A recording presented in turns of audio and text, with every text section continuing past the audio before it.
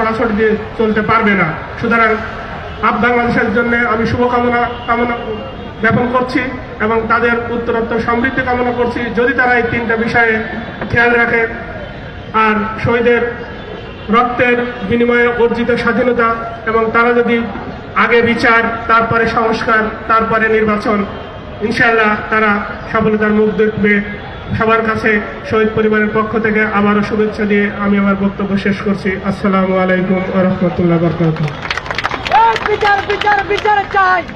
ধন্যবাদ শহীদ আশরাফুল আলমের সম্মানিত পিতা জনাব মহিউদ্দিন চাচাকে। আমরা শহীদের পরিবারের প্রতি আমাদের এই কমিটমেন্ট দেখাতে চাই যে যে পয়েন্টগুলো উনি বলেছেন আমরা ইনশাআল্লাহ এই জিনিসগুলো বাস্তবায়ন করে দেখাবো ইনশাআল্লাহ। এ পর্যায়ে আমি সংক্ষিপ্তভাবে কথা বলার জন্য অনুরোধ করছি পিলখানায় শহীদ সুবেদার নুরুল ইসলামের সন্তান আশরাফুল ইসলাম হান্নানকে আমি সংক্ষিপ্তভাবে কথা বলার জন্য অনুরোধ করছি।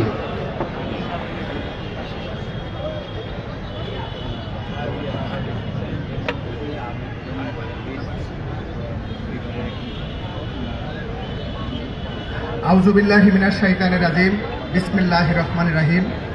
ইউনাইটেড পিপলস বাংলাদেশের আত্মপ্রকাশ অনুষ্ঠানে আমি প্রথমে শ্রদ্ধাভরে স্মরণ করছি জুলাই বিপ্লব, জুলাই পিলখানা ও শাপলা গণহত্যায় যারা শহীদ হয়েছেন তাদের প্রতি, এবং 2009 সাল থেকে যারা এই গুম খুনের শিকার হয়েছেন তাদের প্রতি আমি শ্রদ্ধা এবং সালাম জানাচ্ছি।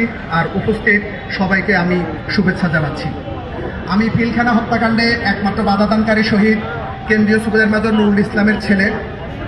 আপনারা জানেন ডালভাতের একটা মিথ্যা ইস্যুকে সামনে এনে বিগত ফ্যাসিস্ট সরকার এদেশের সশস্ত্র বাহিনী সার্বভৌমত্ব এবং স্বাধীনতাকে ধ্বংস করার মধ্য দিয়ে ফ্যাসিজম কায়েমের সফল সূচনা শুরু করে।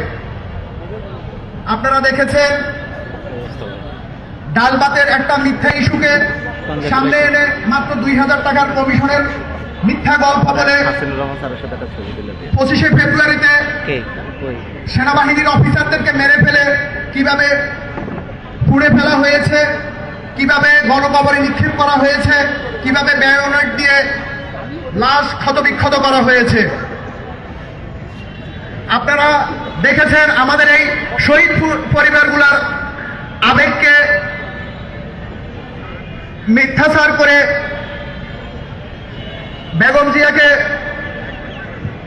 ওনার স্মৃতি বিজড়িত বাসা থেকে, সেনা সদর থেকে ওনাকে